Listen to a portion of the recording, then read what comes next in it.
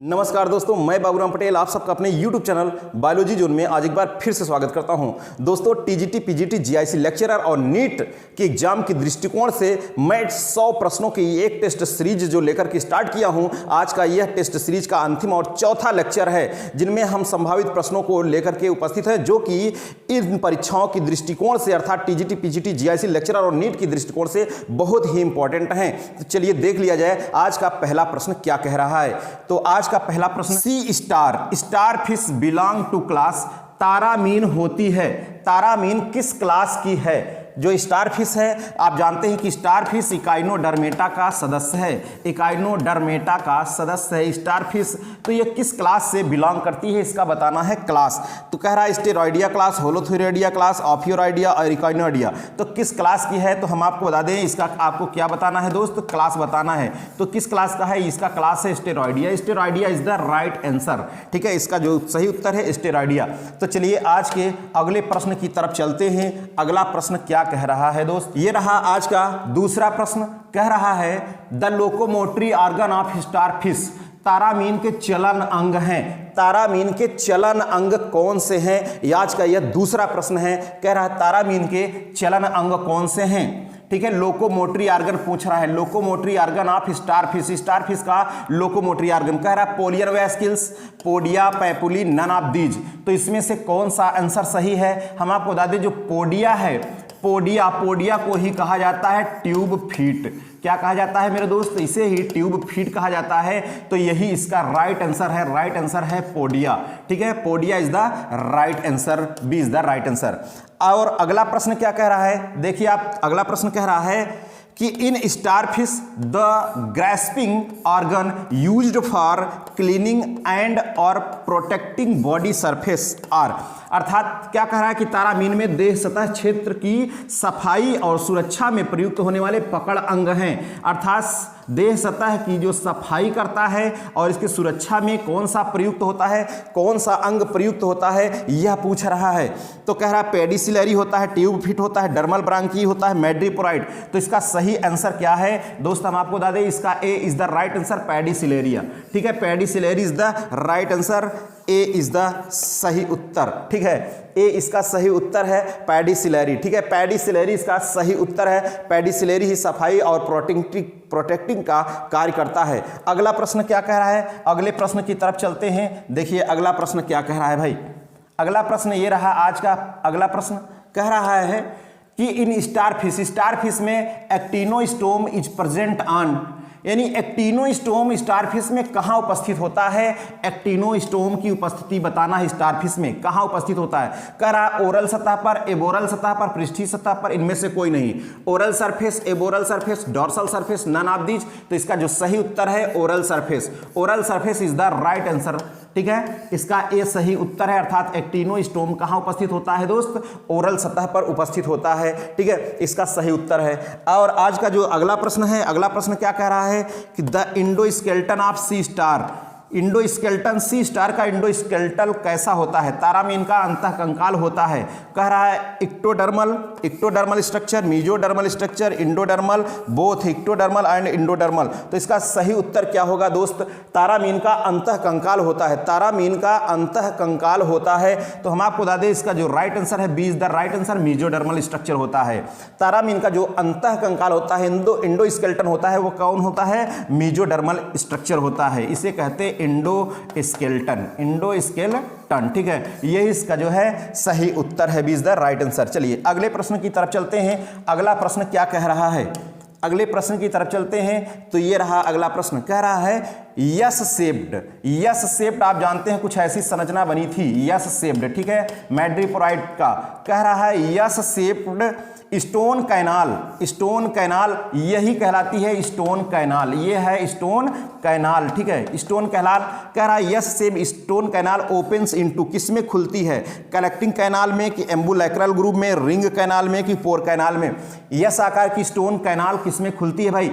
संग्रह कैनाल में कि एम्बुलैक्रल, खांच में, रिंग कैनाल कैनाल में कि पोर कैनाल में, किसमें खुलती है यह बताना इसका सही उत्तर। तो इसका सही उत्तर होगा बिल्कुल रिंग कैनाल, ठीक है, इसका सही उत्तर है रिंग कैनाल, रिंग कैनाल में खुलती है, ठीक है।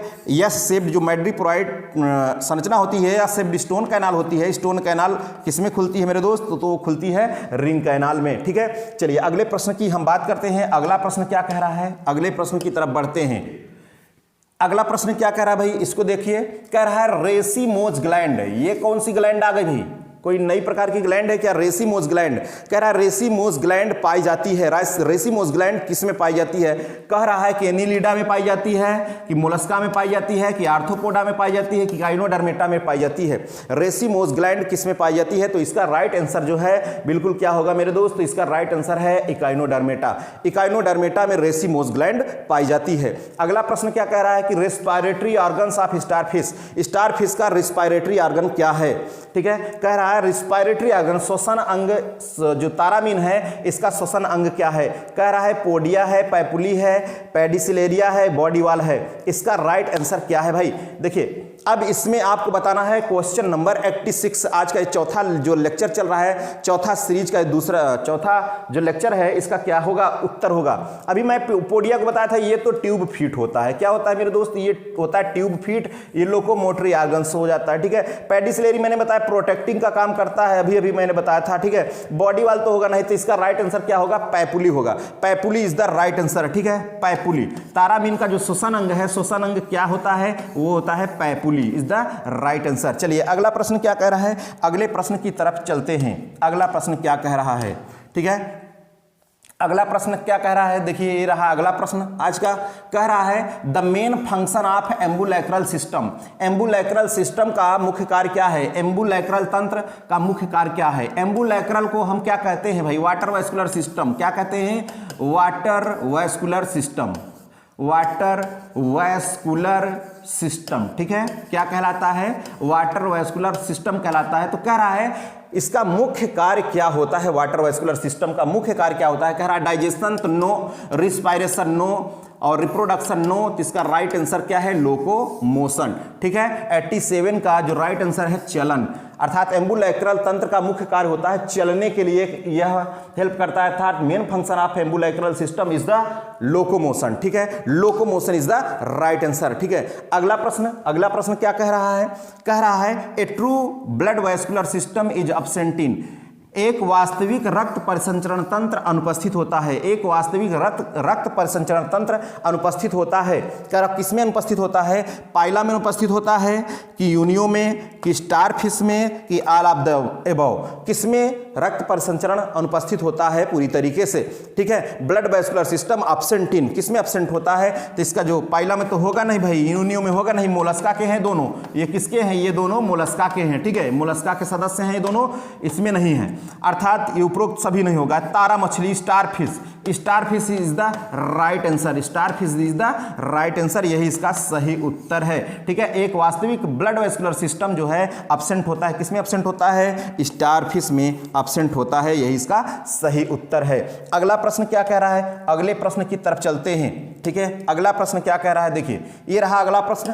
कह रहा है the excretory product in starfish are mainly, ठीक है, तारा मछली में उत्सर्जक उत्पाद मुख्य रूप से कौन होता है, उत्सर्जक उत्पाद मुख्य रूप से तारा मछली में कौन होता है, ये पूछ रहा है। उत्सर्जक उत्पाद क्या होता है इसमें तारा मछली में, कह रहा है अमोनियम यौगिक, यूरिया, क्रिएटिन, उपरोक्त सभी। तो बिल्कुल इसका जो देखिए ammonium compounds, urea, creatine, all of the above, इसका सही उत्तर क्या होगा, तो इसका सही उत्तर ये भी होता है, ये भी होता है, ये भी होता है, अर्थात अमोनियम यौगिक भी है, यूरिया भी है, क्रिएटिन, तो इसका राइट आंसर क्या होगा, उपरोक्त सभी, all of the above is the right answer, all of the above is the right answer, यही इसका सही उत्तर है, ठीक है। अगले प्रश्न की अगर हम बात करें, प्रश्न नंबर 19, ठीक है, प्रश्न नंबर 19 में क्या कह रहा है, देखिए which one is correct about starfish, starfish के बारे में निम्न में से कौन तारा मछली के बारे में सही है। ये चार ऑप्शन, इनमें से तारा मछली के बारे में कौन सा ऑप्शन सही है, ये कह रहा है। तो कौन सा ऑप्शन सही है, पहले ऑप्शन तो देख लिया जाए। ऑप्शन क्या कह रहा है, कह रहा है यह एक लिंगी है जिनमें यौन द्विरूपता नहीं होती है। दूसरा कह रहा है यह एक लिंगी है और इसमें यौन द्विरूपता होती है। यह उभयलिंगी है, यह द्विलिंगी है। पहली बात तो यह एक लिंगी है, क्या है, एक लिंगी है, ठीक है, और इसमें डाइमॉर्फिज्म नहीं होती भाई, इसमें डाइमॉर्फिज्म नहीं होती है। तो देखिए कह रहा it is unisexual having no sexual dimorphism, तो इसका सही उत्तर यही है, सही उत्तर यही है, इसमें सेक्सुअल डाइमॉर्फिज्म नहीं होती है और यह एक लिंगी है। तो A is the right answer, A is the right answer, ठीक है। अगला कह रहा है, उसको देखिए, कह रहा in echinoderms the fertilization is, echinodermata में निषेचन होता है। इकाइनोडर्मेटा में निषेचन कैसा होता है ये पूछ रहा है। कह रहा है आंतरिक होता है कि बाह्य होता है, कोकून में, उपरोक्त सभी में। तो बिल्कुल इसका जो सही उत्तर है, बिल्कुल इसमें इकाइनोडर्मेटा में फर्टिलाइजेशन एक्सटर्नल होता है, तो इसका b is the right answer, b is the right answer, external, ठीक है। चलिए अगले प्रश्न की बात करते हैं, प्रश्न नंबर 92। 92 क्या है देख लिया जाए इसको, 92 को। तो ये रहा प्रश्न नंबर 92। कह रहा है which of the following echinoderms is found in fresh water, निम्न में से कौन इकाइनोडर्मेटा स्वच्छ जल में पाया जाता है।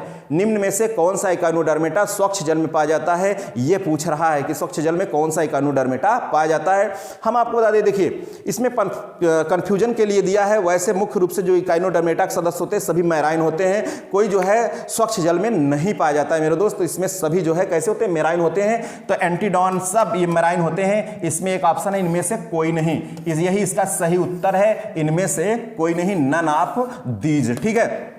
अगला प्रश्न कह रहा है 93 which of the following is not applicable to adult echinodermata, निम्न में से कौन वयस्क इकाइनोडर्मेटा पर लागू नहीं होता है। वयस्क के लिए कह रहा है भाई, वयस्क पर लागू नहीं होता है, ऐसा कह रहा है प्रश्न में। देखिए कह रहा पोडिया, पोडिया भाई ये तो ट्यूब फीट है, होता ही है ट्यूब फीट, ठीक है, पोडिया। और कह रहा है समुद्री, तो ये मैराइन तो होते ही भाई, मैराइन तो ये मोस्टली होते ही हैं। मैड्रीपोराइड तो इसमें होता ही है, मैड्रीपोराइड, इसमें द्विपक्षीय समरूपता, ये इसका मतलब क्या है, देखिए बाइलैटरल सिमेट्री, बाइलैटरल सिमेट्री इसमें नहीं होती है। वयस्क में आप ध्यान रखिएगा, वयस्क कहा है, वैसे प्रारंभिक स्टेज में इसमें जो है बाइलैटरल सिमेट्री होती है, फिर कन्वर्ट हो जाती है किसमें, रेडियल सिमेट्री में। लेकिन क्वेश्चन को आप देखिएगा, वयस्क इकाइनोडर्मेटा कह रहा है, इसमें जो वयस्क में बाइलैटरल नहीं बल्कि कैसा होता है, रेडियल सिमेट्री होती है। कैसी होती है, रेडियल सिमेट्री होती है, ठीक है। तो अब यही इसका राइट आंसर है, अर्थात सी इज द सही उत्तर, सी इज द सही उत्तर, ठीक है। चलिए अगले प्रश्न को देखते हैं, अगला प्रश्न क्या कह रहा है उसको देखा जाए। तो ये रहा प्रश्न नंबर 94। 94 क्या कह रहा है भाई, देख लिया जाए 94 क्या कह रहा है। Aristotle lantern is found in, Aristotle lantern, Aristotle lantern किसमें पाई जाती है ये बताना है भाई।